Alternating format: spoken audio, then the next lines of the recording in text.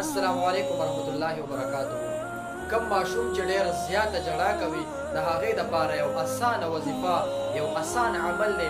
انشاءالله چېرته به بیا ستاسو ماشوم دا به په جړا نه شي، دا به چېرته زیل ونه نیسي، په ده کې به څه بیماري را نه شي.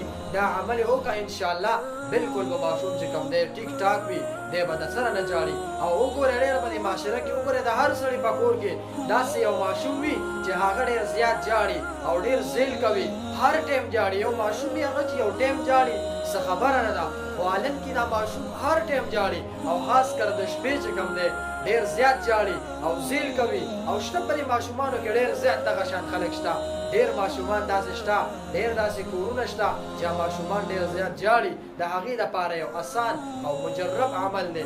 انشاءالله په دې باندې چې کله تاسو عمل وکړئ بلکل به تاسو ته پته ولګي. نو کوم ماشوم چې ډېر زیات جاړي د هغې دپاره اسان عمل دا دی چې د سورې رعد تلاوت چې کوم دی دا دې وکړي او په دې د دا ماشوم دم کې نو بیا به چې کوم دی او دویم به دا چل وکړي چې دغه د سورې رعد دا به ولیکي، په پاڼه به یې ولیکي او دې ماشوم ته به دا تعویض کړي، دا به ورته یا په غاړه کې واچي یا به ورته دا په مټ کې وتړي.